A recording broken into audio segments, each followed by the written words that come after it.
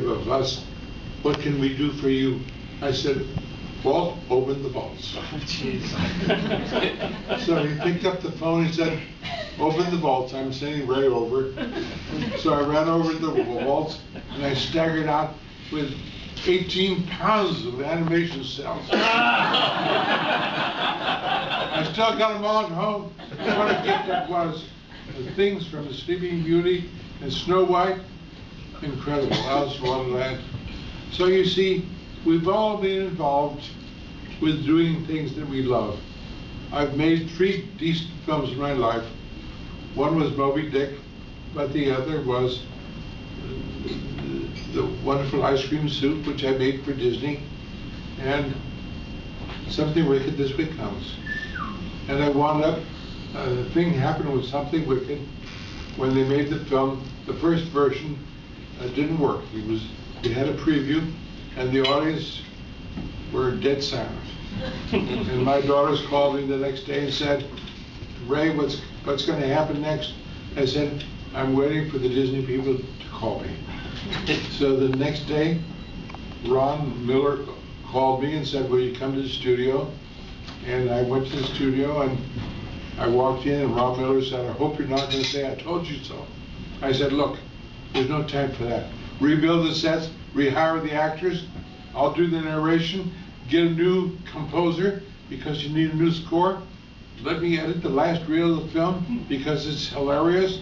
And I took over and I became the director of Something Wicked This Way Comes. I didn't intend that, but that's how it happened. And by God, the final film came out, and I'm proud to say that my name is on that film with you people. And tonight is one of the greatest nights ever in my life because I went to the Disney studio for the first time back in 1957. It had been open for about a year and a half.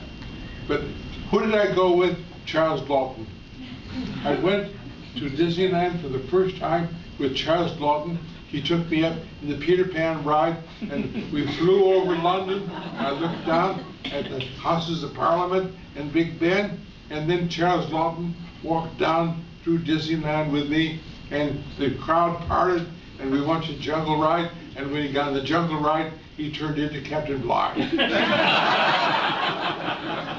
So, and then when they were adding things to Disneyland, John Hench walked me through the waterways before the water inn for the Pirates of the Caribbean, and when they were building the Haunted Mansion, I went through there before the structure was finished with John Hench.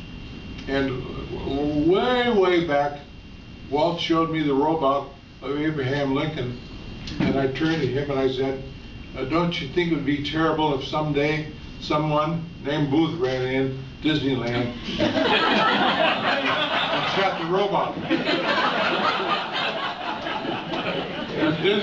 And Walt said, write it. So I wrote it and it appeared in Playboy. So I wrote a story about shooting the robot in Playboy. Well, you see, my life has been deeply involved with all of you, and it's a treasure for me. The final note here to make, I was looking at a documentary last night, made in 1963, and I was painting a picture of a Halloween tree with my children in the basement, and 3 or 4 years later, I had my first lunch with Chuck Jones, the great animator, and Chuck said, were you watching TV last night, Halloween? I said, yes. He said, what did you think? I said, I hated it because it didn't celebrate Halloween correctly. He said, how would you like to make a film on Halloween? I said, wait there. So I went back to my home, I brought out this big painting of the Halloween tree, and I showed it to Chuck Jones. He says, my God, that's the history of Halloween, isn't it? Would you write a screenplay of that for me? I said, yes, I will.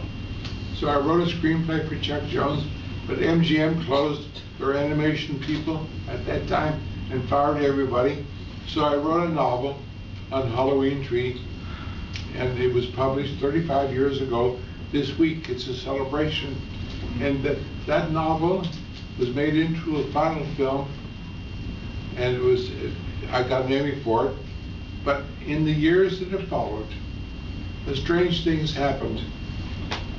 Crossing LA tonight, in fact, some of you might discover there'll be Halloween trees in front yards between here and LA. I didn't know that was going to happen. I didn't know I was going to become part of history. But by God, the Halloween trees are beginning to appear. And so 100 years from tonight, there may be quite a few yards across the country with my Halloween tree in it, because I invented the damn thing. Painting in the basement with my children. And so you're here tonight with a Halloween tree to remind me of my background with all of you and my background in history. But I can't possibly tell you what an incredible evening it has been. And you're all lovers. And one final thing, during the last month, I've got a notice from Russia. They wanted me to come to Moscow and pick up an award from them, and I couldn't do that, but they sent someone to my house with an award. And then the French were in touch with me, and there's going to be a banquet next month, and I'm going to receive an award from the French people, which makes me a commander of the arts and letters in France. So you see, tonight, being with all of you lovers, I command you to love me and thank you very much.